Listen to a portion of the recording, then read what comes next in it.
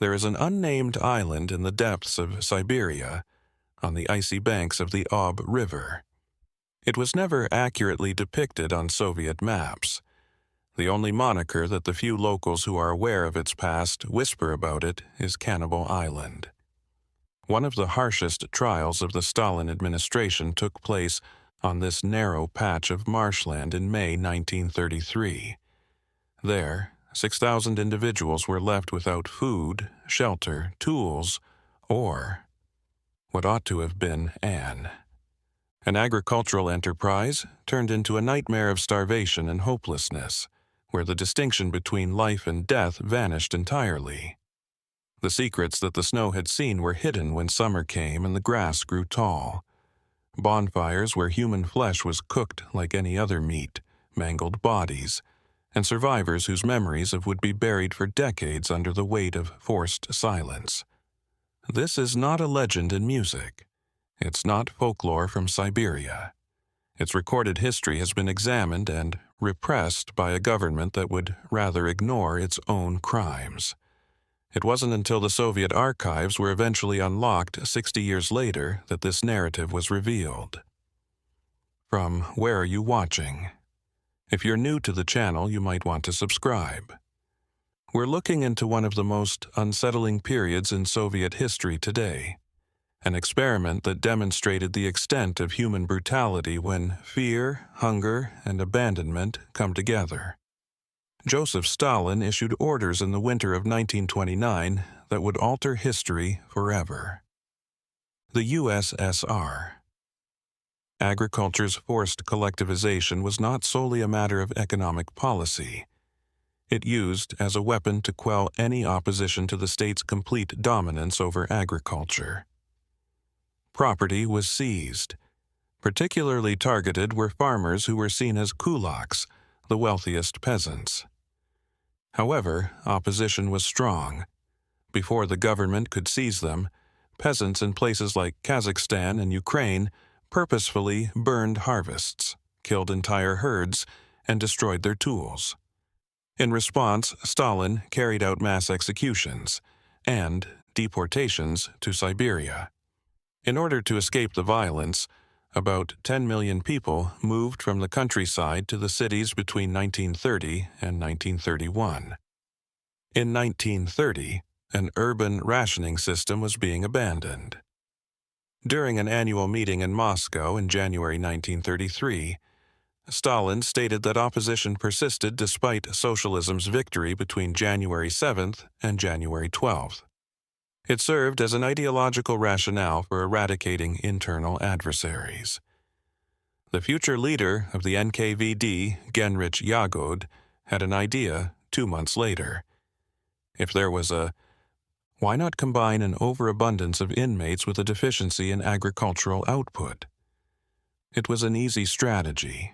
In order to establish their own collective farms, 2 million socially detrimental elements would be relocated to Siberia. Yoda started putting it into practice even before Stalin gave his blessing. Over 800,000 individuals would be detained in the spring of 1933. A quote was given to each region. This is where the nightmare started. If you didn't reach your quota as a Soviet police officer, you ended up joining someone else's. The system of internal passports provided the ideal instrument when it was reintroduced in December 1932. Only citizens who were beneficial to the state were given access to these documents. Most importantly, passports were not issued to peasants. The exodus from rural areas was purposefully controlled. In urban areas, anyone without a passport was automatically considered a criminal. Particularly in late April 1933, cleanup efforts became more intense. Stalin wanted Moscow to look nice for May 1st's Labor Day festivities. Additionally, there were always those without these certificates in urban areas: temporary employees, guests, and those who just left their paperwork at home. Kuzma Salikov was a committed member of the Communist Party, a married father of 2 children, and a miner in Novoknetsk. One day, without his internal passport, he went to the market. He was taken into custody during a raid and put on a train headed for Siberia. He never got around to telling his wife. He never again saw his kids. While purchasing bread at a station, a mother abandoned her 12-year-old daughter for 10 minutes. The youngster was gone when she came back. She had been deported by police alone. Vladimir Novozilov, a model employee with numerous awards, descended to his Moscow factory basement. He was hauled away before he could get his documents. A 103-year-old guy went outside to breathe. He was taken into custody. Partygoer Igor Maslov went out to get drinks with his companions. They were stopped in the street by a patrol. Everyone was taken into custody. Pregnant and holding all her paperwork, Galina was traveling to Leningrad as the wife of a naval commander.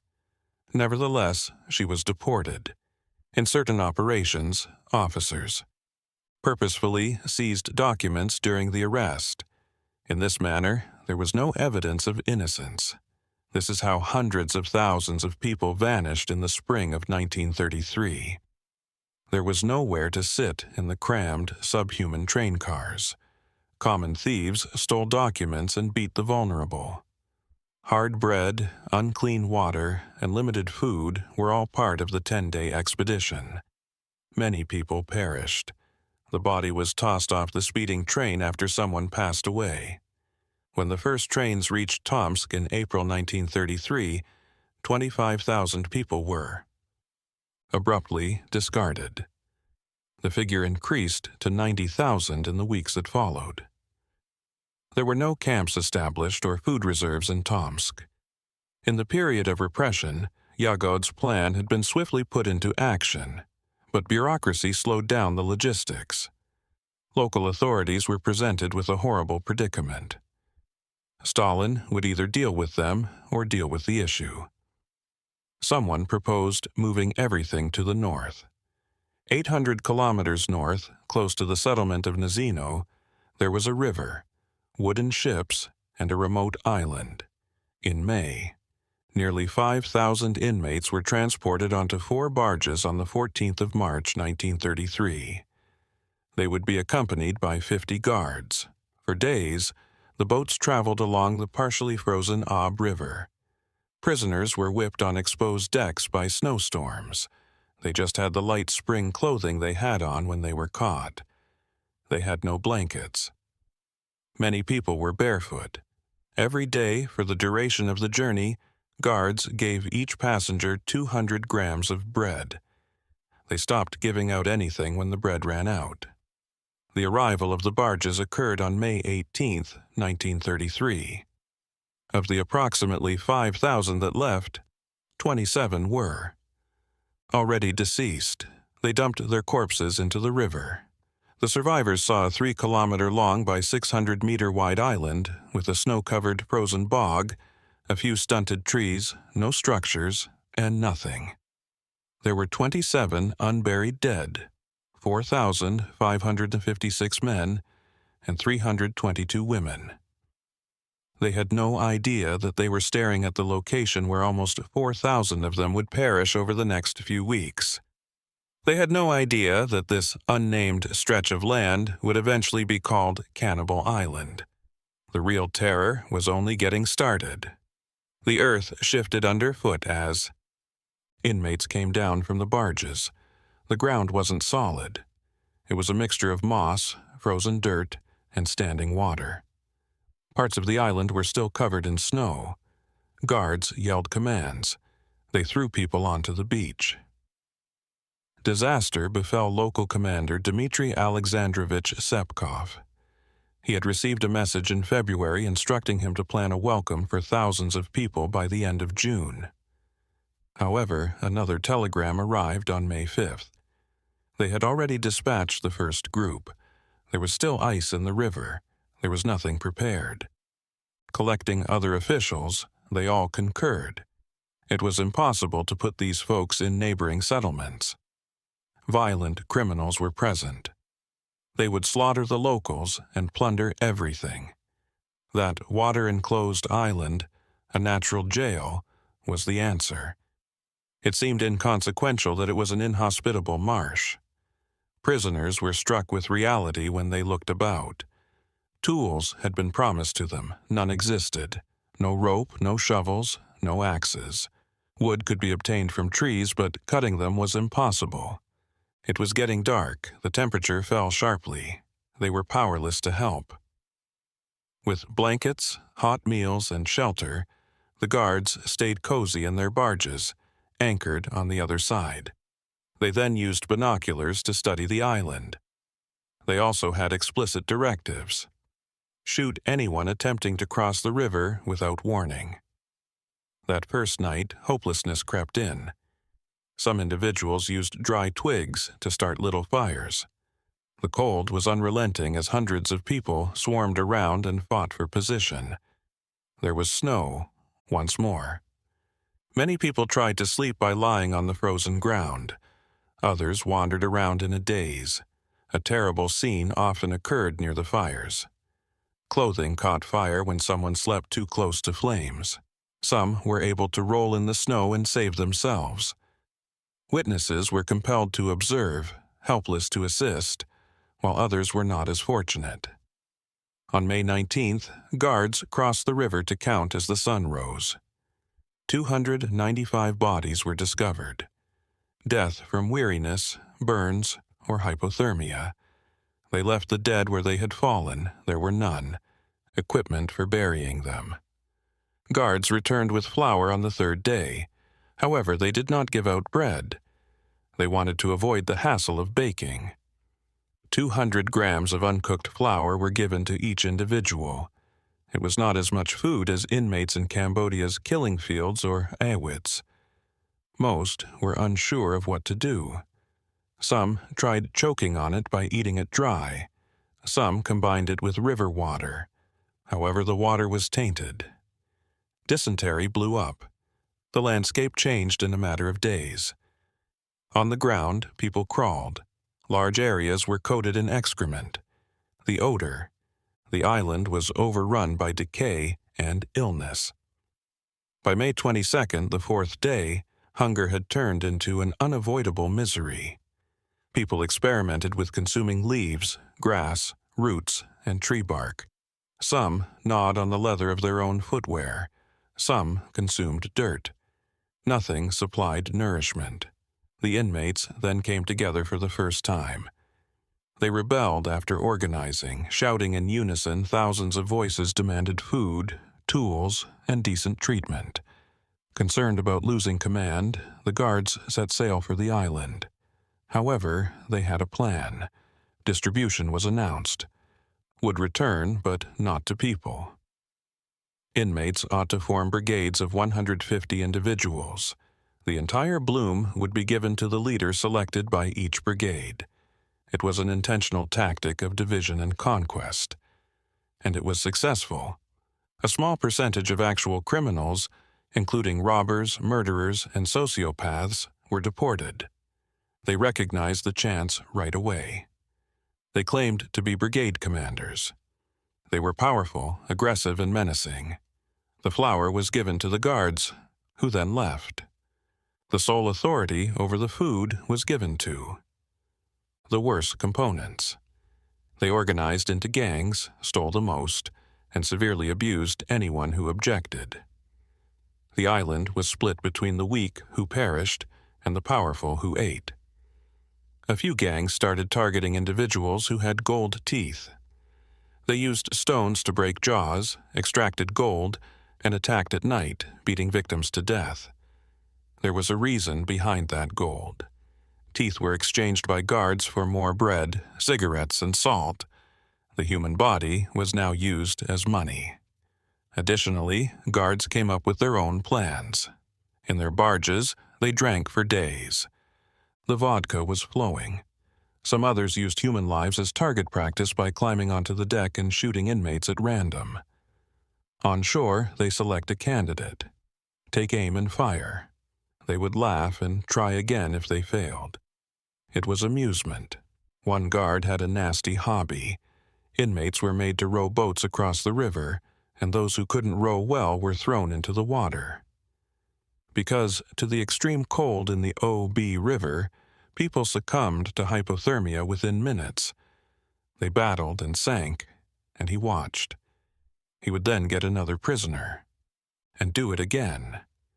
Another gave out meals in a cruel manner. He would maneuver close to the coast and toss bits of bread into the throng, akin to feeding zoo animals. People were crushed, punched, and bitten, and the guard chuckled with joy as the starving inmates lunged at each piece. In search of young women, some guards would cross the river at night and offer food in return for sexual favors. There was no other option for many desperate ladies. Some brought bread back after their visit to the barges. Others left and never came back. 1. The guard was correct when he said to the inmates, "I am Stalin to you." The guardians on the island had complete control over life and death. They were ruthless deities in charge of a cold hell. A few attempted to flee. To create rafts, 3 or 4 people would band together and knot branches. The majority drowned. Those who made it to the coast were shot. They hunted down the few who managed to get into the forest. The very uncommon exception was Kuzma Salnikov, the communist kidnapped at the market. When he was still strong in the beginning, he crossed the freezing river by swimming. He made it to the coast and ran away. He miraculously found employment on a far-off collective farm, but he never again saw his wife or kids. The camp doctor started to notice something unsettling on the 10th day after arriving. He looked at 5 new corpses. There were missing components. Pieces of flesh from calves, thighs, and buttocks, as well as deliberate human hand wounds. Tomsk received his report. The answer was icy. The inmates were likely habitual cannibals and depraved elements. He was told to. He couldn't ignore it since what he found was only the start of something much more serious. The doctor took a new count on May 21st. 70 corpses in a single day. Systematic mutilation was seen in 5. Internal organs had been carefully removed. Methodically, soft tissues from the extremities were severed. A few bodies had serious deformities. These wounds were not chaotic. They were deliberate cuts intended for harvesting. This conveyed exactly what the doctor understood. Not everyone on the island was simply dying. Of starvation. They were starting to consume one another. Even worse, kids were starting to be picky about what they ate. At first, it appeared that cannibalism was limited to the deceased. There was theoretically flesh accessible for anyone desperate enough to breach that border, because there were so many bodies strewn over the island, frozen and thawing with temperature fluctuations. Furthermore, it became out that there was no genuine line once it was crossed. Because hunger doesn't care about morality. Hunger is not negotiable. Hunger has no boundaries. Additionally, hunger was the only reality that mattered on an island encircled by freezing sea, devoid of food, tools, and hope. However, there was an additional element that made any attempt at intervention more difficult. Necrophagy, or the practice of eating corpses, was not punishable by law in the Soviet penal code of that era. No one had considered closing this strange legal gap. This meant that there would be no immediate legal repercussions if individuals consumed the corpses of the deceased. Technically, murder was only committed when someone was killed to be eaten. Guards utilized this technicality as an excuse for not becoming involved. They disputed among themselves that it's not a crime. The gangs in charge of distributing flowers changed into something even more evil. They started going after living humans, not just for gold teeth anymore. They now hunted for human flesh, and they consistently chose the same victims. Young folks, due to their greater muscle mass. Women, since they lacked physical strength. In June, a 13-year-old girl from the OIAC community traveled to the island to gather tree bark for the medical use of her family. She perceived no threat on the now emptier island, and that was what the OACs had always done. But she saw something that will follow her for the rest of her life while gathering bark that was concealed amid trees. A young female prisoner was shackled to a poplar trunk. She was encircled by men brandishing makeshift knives. The Oyak girl watched, unable to move or scream because she was so terrified. She was unable to comprehend the brutality of what she had seen. The victim was awake.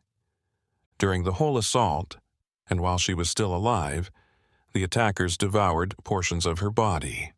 Over an adjacent fire, several chunks were cooked. The victim was a man named Kostia, who had been shielded up until that point by one of the guards. In one of the barges, he kept her alive by exchanging company for food. However, he had departed that day to procure provisions from a neighboring community. The group attacked, taking advantage of his absence. The woman was still bound to the tree when Guard Castia came back hours later.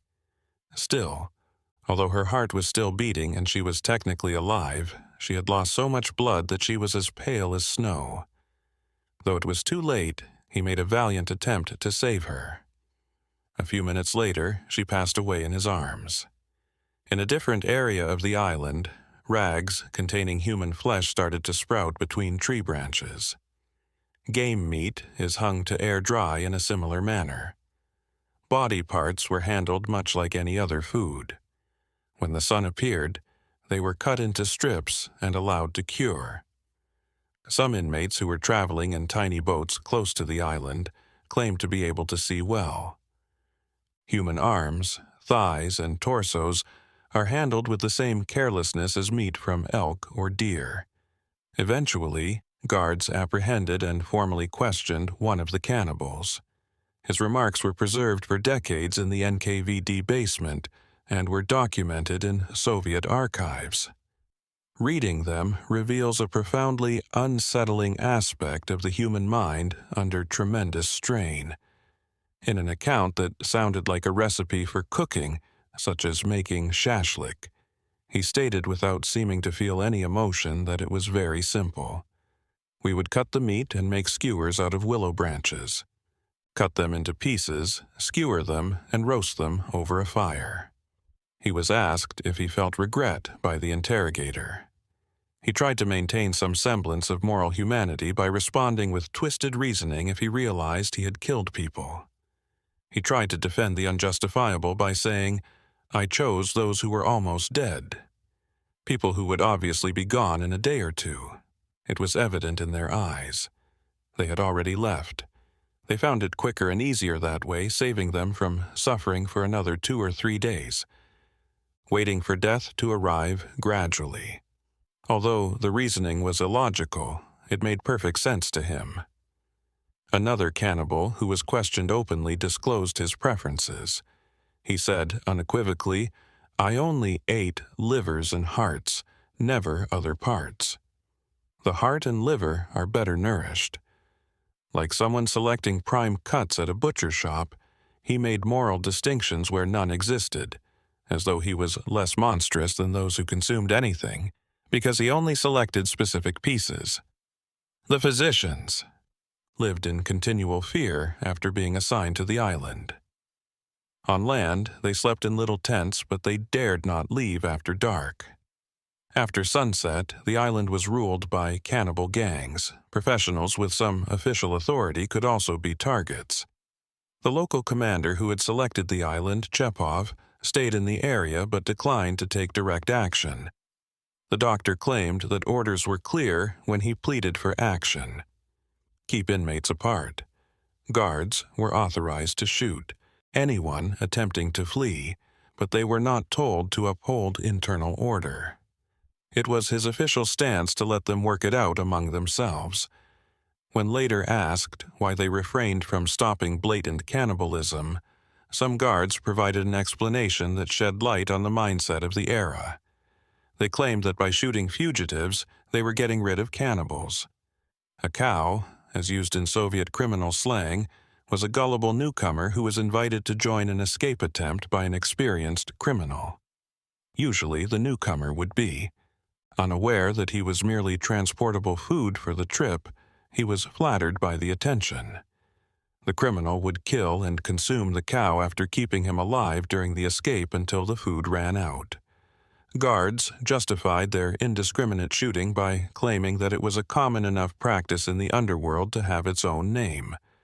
One of them most likely intends to devour the other if they are fleeing together.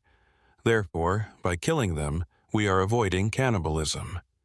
Their consciences were absolved by perverted reasoning. The state of affairs on the island on May 25th deteriorated significantly. 1,500 more inmates were brought by another barge. Compared to the first group, these individuals were in even worse shape. Many were hardly able to walk. Some were screaming nonsense and clearly delirious. The newcomers had no idea what lay ahead of them. They saw pools of blood, half-decomposed corpses, and frozen excrement on the ground when they landed. There was no way to describe the odor. With hungry eyes, groups of skeletal inmates from the first group observed them, calculating and evaluating. The gangs took a literal and unsettling stance toward the new inmates. These individuals still had some body fat and muscle that hadn't been entirely eaten away by hunger. They were worthwhile targets. A number of new inmates vanished that same evening. In that second group, a woman showed up. She was 40 years old and from a village close to Leningrad, but she had aged decades due to suffering. She had bloody, filthy rags wrapped around her legs. Somehow, with strength no one thought she had left, she was able to. The family of Fiopila Belina, who were native Oyak residents, opened their door to discover the woman unconscious after she crawled across the river to the village of Nazino. They led her to a room in the back. Popila saw her parents take the rags off the woman's legs by candlelight. They were horrified by what they saw. The woman had severe injuries on her legs. The calves had had their flesh removed, leaving only exposed bone with loose skin covering it. She muttered, "They did," in response to their question about what transpired. "This happened to me on Death Island. They sliced and cooked my legs while I was still alive," she said, describing how multiple men had attacked and rendered her immobile. They purposefully kept her alive. One person said, "Fresh meat lasts longer," during the assault.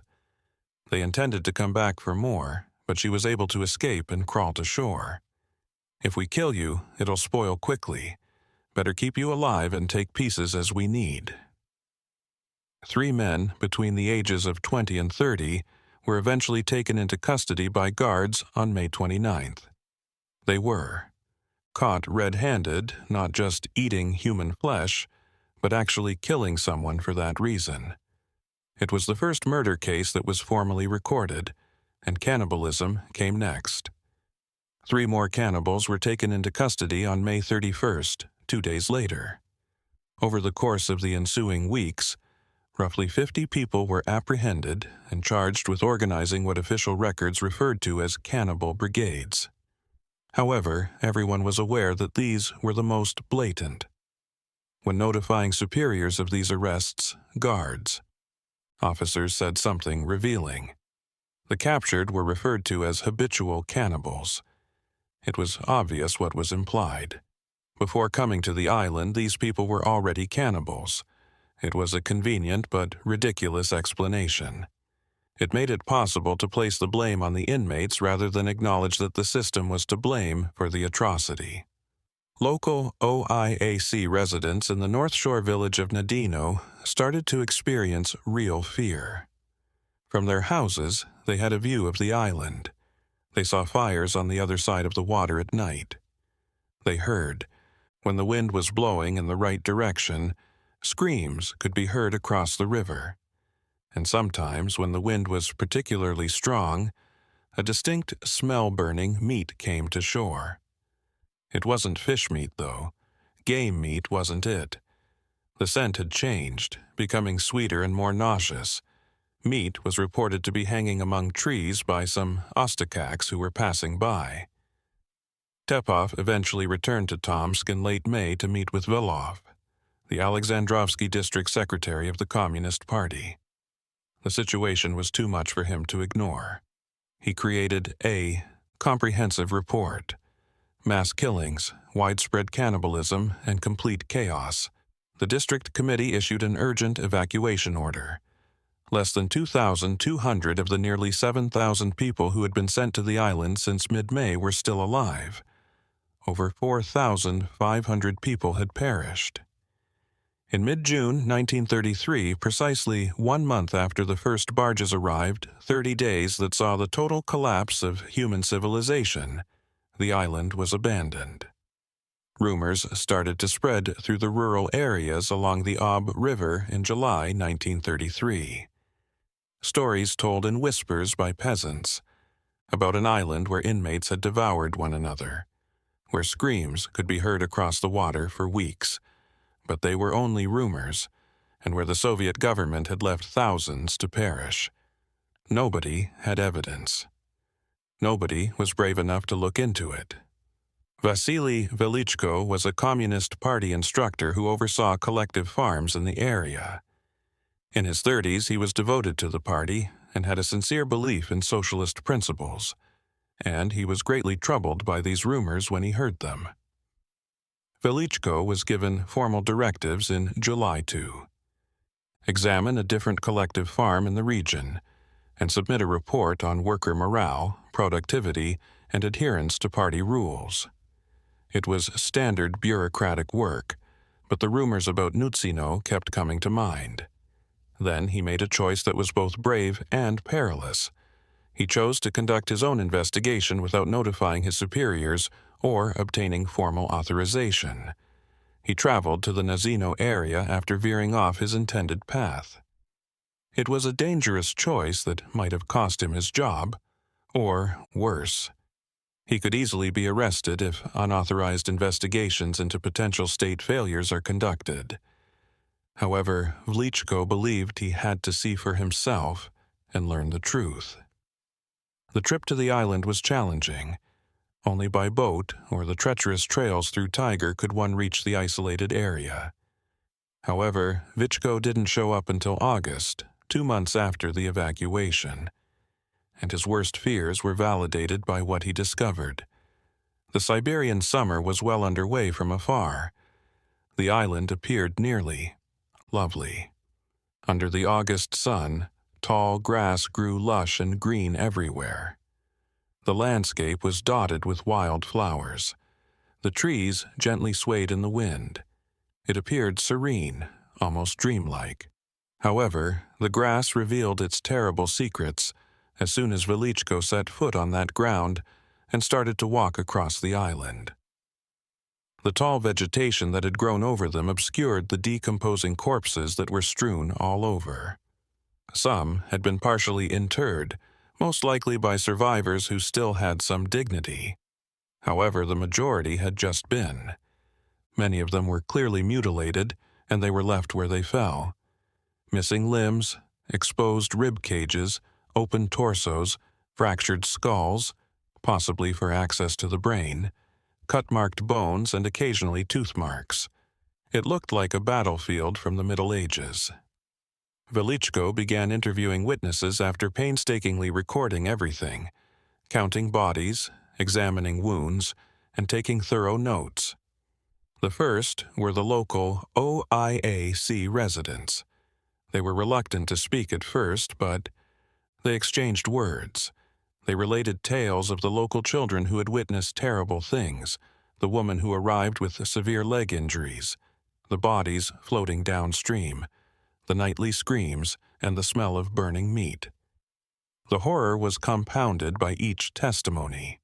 Additionally, Velichko was able to speak with a few of the guards who had been in charge of the island.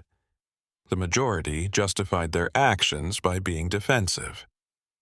We were merely doing as we were told. Without permission, we couldn't step in. The inmates weren't humans, they were animals. However, some spoke more freely, possibly because they were feeling guilty. They detailed the mayhem, hunger, violence, and cannibalism. They acknowledged that they had traded food for sex, shot people for fun, and watched people die without doing anything. Some of the few survivors who were still in the area but were too traumatized or frail to be sent to labor camps were even found by Vichko. Their tales were heartbreaking. Monologue voices, lifeless eyes, and horrifying reports in language that sounded empty of feeling. Velichko worked non-stop for weeks.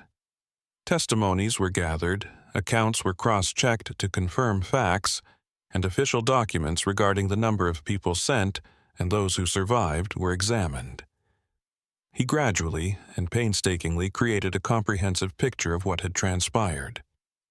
Back in civilization in the fall of 1933, Velichko took a seat and began writing. 11 thickly written pages made up his final report. Its conclusions were utterly devastating, accurate, and meticulous. It did not omit any information. He explained how building a shelter is difficult due to a lack of tools. Impossible, the lack of food, ensuring widespread starvation, the harsh weather that killed hundreds on the first night, and the deliberate carelessness that turned the experiment into a massacre. With the detached demeanor of a professional investigator, he recorded cases of cannibalism. Dates, numbers, descriptions of the wounds, and testimonies from various sources. He presented an unassailable argument that a horrible incident had occurred. However, Velichko's report tone had an intriguing and illuminating quality. He was emotionally invested, obviously impacted by his findings. His outrage at the cruel treatment of inmates was sincere. He spoke harshly. He denounced those who were directly at fault. Curiously, though, he never asked whether the project as a whole should have been started in the first place. He never questioned the arbitrary arrests of thousands of innocent people. He never questioned the quota system. He never criticized fundamental forced deportation. He only criticized the execution.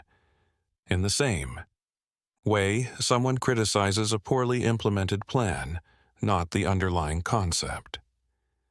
If they had sent tools, if they had sent food, if they had prepared adequately, then it would have been acceptable. The system was right. The implementation was wrong. It was the perfect Soviet mentality. But even within these ideological limitations, Velichko's report was profoundly courageous. He sent copies not just to regional authorities but straight to Moscow, and a copy was sent explicitly to Stalin personally. It was an act of surprising courage, or perhaps dangerous naivety. Criticizing system failures, even execution failures, could easily result in being considered an enemy of the people. But Velichko apparently believed the truth needed to reach the top. The report reached the right desks at the right time. Some officials with remnants of conscience read it and were genuinely shocked. Not so much by cannibalism itself. Atrocities were known in the Gulag system, but by potential publicity. If this information leaked to the West, if foreign, journalists discovered it, the international humiliation would be immense. The Soviet Union was trying to present itself in a way that seemed like humanity's future. Workers' paradise. Cannibals on Siberian islands didn't fit that narrative. An inquiry commission was quickly established in November and December 1933. But not to deliver justice, not to punish those truly responsible, but to control damage, verify allegations, and determine who could be sacrificed without compromising the entire system. Investigators were sent to the region. They interviewed witnesses. They examined the island. They verified numbers. And they confirmed everything in Velichko's report was true. Every horrible detail, every devastating statistic, all true. Chepov, the local commander who had chosen the island, was interrogated extensively. His defense was simple, and within Soviet logic practically irrefutable. He had followed orders to the letter. Nothing more, nothing less. The prisoners were sent months earlier than planned, Sepkov argued. I had no resources, no tools, no prepared food, but I had orders to keep them somewhere isolated. That's exactly what I did. If I'm guilty of anything, it's only of obeying superior orders. It was a defense difficult to refute within the Soviet system. Orders were absolute. Disobeying meant being the next deport. Jeep had fulfilled his orders within available resources. Technically, he had done exactly what he was told. The commission agreed. Chepov wasn't punished. He continued in his post. The 50 guards who directly supervised the island had a fate only slightly worse. All were expelled from the Communist Party. Significant punishment in Soviet society, and all were arrested. But their sentences were surprisingly lenient.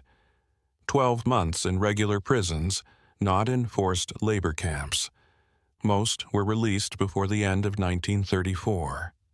12 months for overseeing the death of more than 4,000 people, for shooting prisoners for fun, for trading food for sex, for watching cannibalism without intervening, for all atrocities.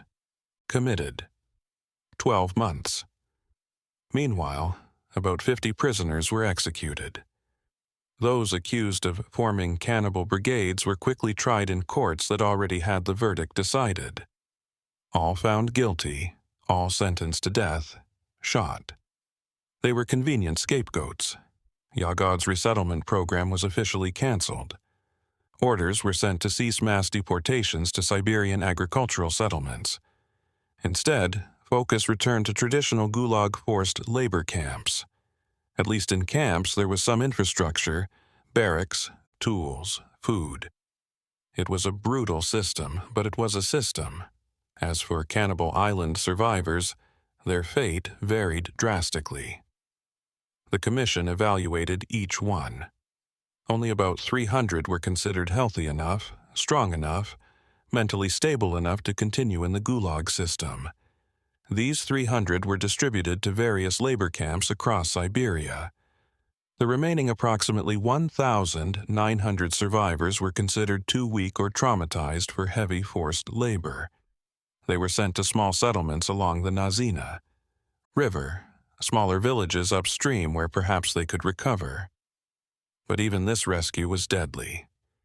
Conditions in these settlements weren't much better than on the island. There was still food shortage, still brutal cold, still disease. And now these survivors were physically devastated, psychologically broken. Hundreds died during the transport itself to new locations. Their weakened bodies simply couldn't handle another journey on icy barges. They died on the way and were thrown in the river. Hundreds more died in the first weeks after arriving at settlements. In the end, of approximately 6,700 who had been sent to Natsino Island during May 1933, probably fewer than 1,500 were still alive 6 months later. Mortality rate exceeding 75% in half a year. Velichko paid the price for his investigative courage. He was dismissed from his party position and expelled. He lost his job, lost his position, lost his future in party bureaucracy. But surprisingly, he wasn't arrested or executed. Perhaps. Because his report had been useful to superior officers, he eventually managed to rebuild some career. During World War II, he became a war correspondent, reporting from the front lines. Later, he wrote about socialist development in Siberia, but never, not once for the rest of his life, did he write or speak publicly about what he discovered on that island in 1933. As for Yagod and Berman, the architects of the resettlement plan that created Nazino, they eventually met their own dark ends, but not because of Nazino. Stalin had other reasons, other paranoias to eliminate them. In 1937, during the great purges that consumed Soviet leadership itself, Yagoda was suddenly arrested. The charges were treason, conspiracy to assassinate Stalin, sabotage, espionage for foreign powers, all fabricated. He was executed in 1938 with a shot to the back of the head. Berman followed a similar path. In 1938, he too was arrested. He was executed in 1939, also with a shot to the neck. This has a dark and bitter irony. The same machine they helped create and run eventually devoured the men who sent thousands to perish in cruel conditions. However, the fate of Jagoda and Berman did not bring Nazino victims any justice. The names of those victims were improperly recorded because they had already been forgotten. The specifics of what transpired were never revealed to their families. The young escapee, Kuzma Salikov, never saw his wife or kids again. They most likely searched for years, posing queries that no one would respond to. The girl, 12, was deported. Without knowing why, he most likely perished on the island or shortly thereafter. Galina and her infant vanished into thin air. For many years, the island was deserted. Local fishermen or hunters would occasionally pass by. They did not land. The place had a reputation for being sinister. The island was gradually reclaimed by nature, but the reality was simply waiting and hibernating. The Soviet government kept Cannibal Island a closely guarded secret for 50 years. People in the Nazino region had a hazy awareness of something horrible had occurred there decades prior, but the specifics were unclear due to time and a lingering fear of publicly discussing the crimes committed by the regime. In the Soviet Union under Stalin, and even under Khrushchev, Brev, and their successors, some topics were just taboo in society. There were the gulags. Everyone was aware of that. There were mass deportations. Everybody had a friend who had vanished. However, you didn't do much research. It was also forbidden to even bring up Cannibal Island. Only in the latter part of the 1980s, during Mikhail. Due to Gorbachev's glasnost policy, which allowed for previously unheard-of levels of governmental transparency, Soviet archives gradually started to divulge their darkest secrets. Documents that had been sealed for decades were finally made available to journalists and historians. They searched through dusty boxes of classified reports in the basement of the former NKVD, which is now the KGB, and discovered unthinkable things. In the late 1980s, Velichko's report was rediscovered. Upon first reading it, researchers, despite having seen numerous documents about Soviet atrocities, they were still in complete shock. Nazino's horror was astounding in its scope. The thorough documentation, the total demise of humanity in a single month. In some way, the cold, bureaucratic language used to record everything made it even more unsettling. Dates, numbers, and clinical descriptions. It didn't seem like a massacre of people, but rather an agricultural harvest report. However, it took years for the story to become widely known. Even after the report was found, the Soviet Union was on the verge of disintegrating. The nation itself would disintegrate into separate republics in 1991 and cease to exist. Massive economic crises, escalating political tensions, the breakup of an empire, urban food shortages, and high inflation were all present. When people's lives were falling apart, a 1933 Cannibal Island wasn't exactly a top priority. The native people of the Nazino region, known as the Oyeks, were the ones who ultimately brought the issue to the attention of the general public.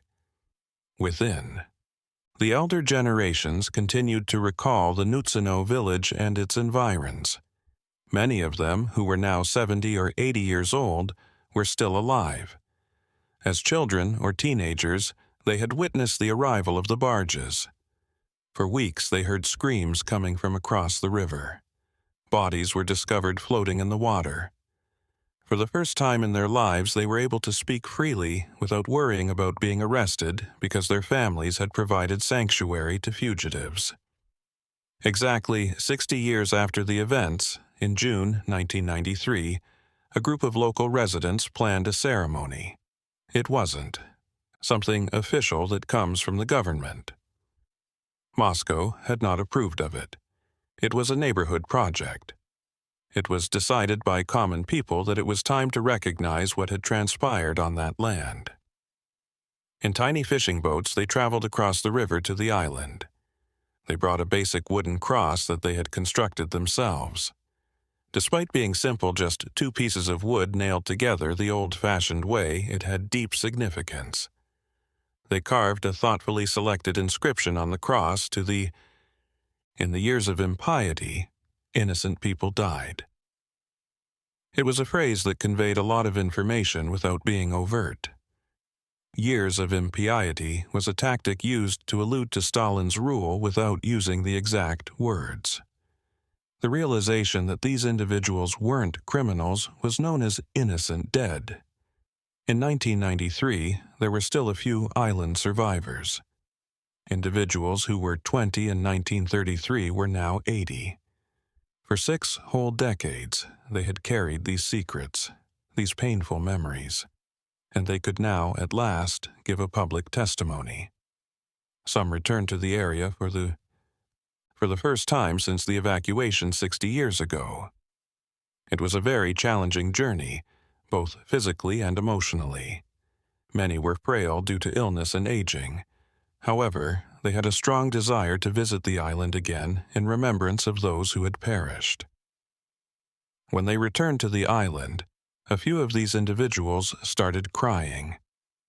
Others stood silently, touching the ground where friends had died, remembering names no one else knew or cared to remember, and gazing at the grass where so many had died.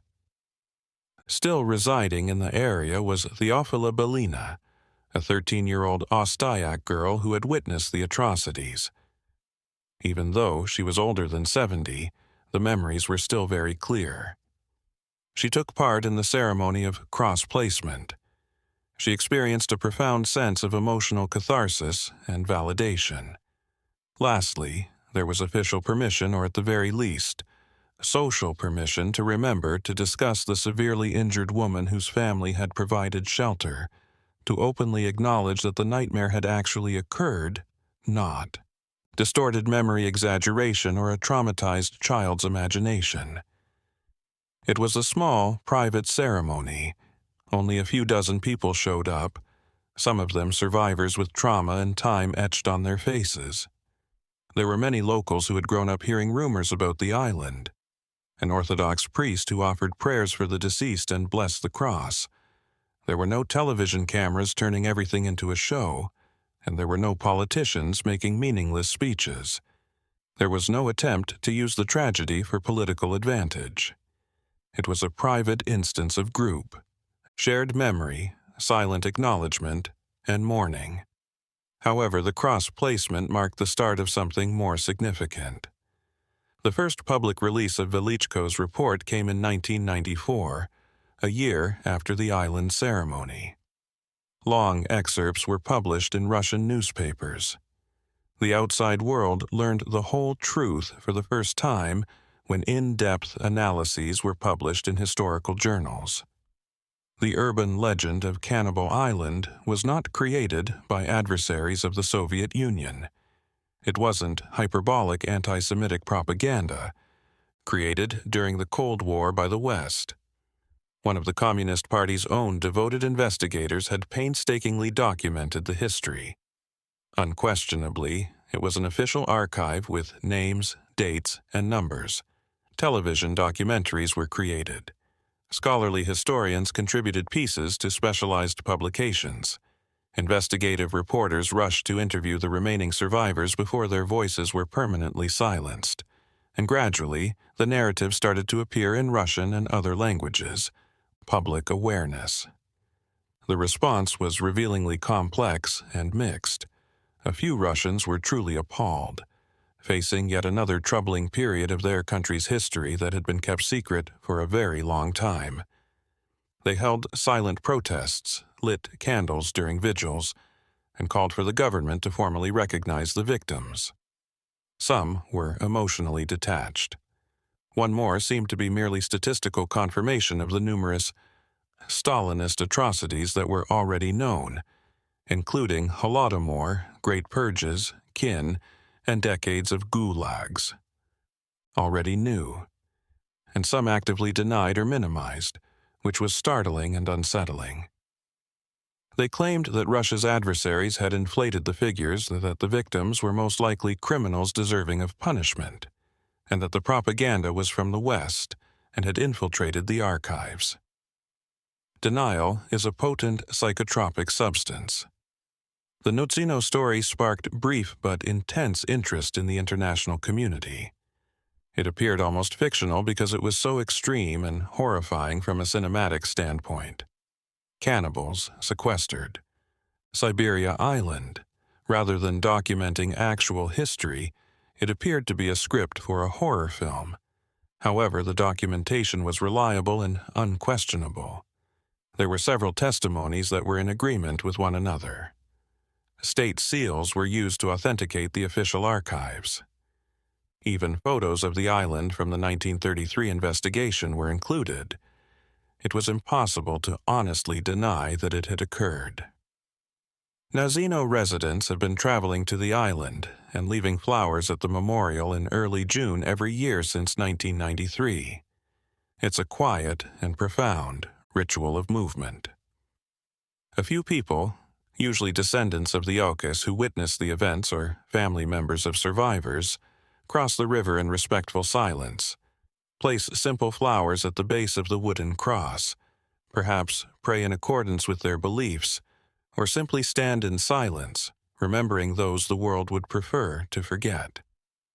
There are no grand state ceremonies with authorities, no bombastic political speeches, and no photographers documenting for posterity. Several times, the original cross has had to be replaced. Throughout the years, the Obi River experiences violent and erratic spring floods. The river swells dramatically, rising meters in a matter of days. When snow melts in far-off mountains, much of the island is submerged underwater, and the cross is regularly torn away by the current, but it is always rebuilt. Cannibal Island has developed into an intriguing and extremely unsettling case study for academic historians researching totalitarianism. It exemplifies how totalitarian regimes can produce circumstances in which the unimaginable becomes not only feasible, but unavoidable. Cannibalism in Nazino was not the result of intentional sadism by a single sadistic official. Systematic carelessness, bureaucracy, institutional apathy, and the machine treating people like it was processing statistics rather than actual people were the causes. For history students, Nazino is particularly unsettling because of more than just the cannibalism. Throughout history, similar horrors have occurred in other situations involving extreme hunger. What distinguishes Nazino particularly? The fact that it was entirely preventable makes it unacceptable. It was not an insect plague or drought-induced natural famine. It wasn't a war siege in which an external adversary purposefully cut off supplies. The social experiment was ill-conceived. When it failed, worse was put to death and left behind. The victims weren't violent offenders who deserved harsh punishment for actual offenses. They were regular people who were turned into criminals by a bureaucratic system that had to fill the void left by completely arbitrary and random police raids. Ridiculous quotas. Nazino contains a profound lesson, but it is one that humanity appears to be terribly unable or unwilling to learn over the course of generations. Statistically based systems will inevitably produce their own nuts. The island may not be remote. Systematic dehumanization will unavoidably result in horror, even if it isn't actual cannibalism. Nazino Island appears serene and even lovely when viewed from a distance while crossing the Obi River. Trees are growing denser now, singing birds in the brief summer in Siberia. The river doesn't care about human history. What that land saw only a few decades ago is beyond the comprehension of a casual visitor. However, there is still hidden evidence beneath the grass that turns green every summer. Bones of people whose names had been permanently forgotten. Silent witnesses to unthinkable last moments, some with unique marks, knife marks, and teeth marks. The names of the specific victims are not listed on the memorial that the locals built in 1993. Nobody is certain who is buried on that island. The cross has a generic inscription. However, there is a strong universality in the generality to the innocent dead in the years of impiety. Vasily Velichko passed away decades ago, most likely unaware that his report would one day be published and read by millions of people. Nevertheless, his painstaking work endured, and the truth that the Soviet regime frantically attempted to conceal was preserved in it. Additionally, Feofila Belina passed away due to natural aging. However, prior to her passing in the 1990s, she shared her whole story with researchers who could hear it at last. Together with that of other survivors in villages, her testimony created an unquestionable documentary record. Depending on who reads the story, Cannibal Island can mean many different things. About famine. It is undoubtedly about human survival in unfeasible circumstances, but at its core, it is about political and bureaucratic systems that prioritize abstract ideology over actual humanity, that treat people like disposable resources, and that permit bureaucrats to make life or death choices without ever seeing the faces of those whose lives they will impact. The actual island, which is 3 kilometers by 600 meters, is still there. Every June, a wooden cross that fights floods receives a few flowers. It's a minor, silent, seemingly unimportant act. However, it is also a significant and profound act of resistance. Opposition to the notion that some crimes are too numerous, too far away, or too old to be remembered with ease, as well as to comfortable denial and forgetting. Dignity and respect. The island is still there. The memory endures, and the terrible and timeless lesson waits patiently for every new generation that is ready to hear it. You have witnessed one of the darkest periods in history if you have persevered through this investigation. A tale that was kept secret for many years and nearly vanished forever. Every day the battle against forgetting is waged. Subscribe to the channel if you think that tales like these should never be forgotten. Press the alert button to ensure you never miss our in-depth explorations of the most unsettling and repressed historical events. Show someone who needs to see how quickly people can fall when systems prioritize ideology over human life by showing them this video. Was Cannibal Island familiar to you prior to watching this video?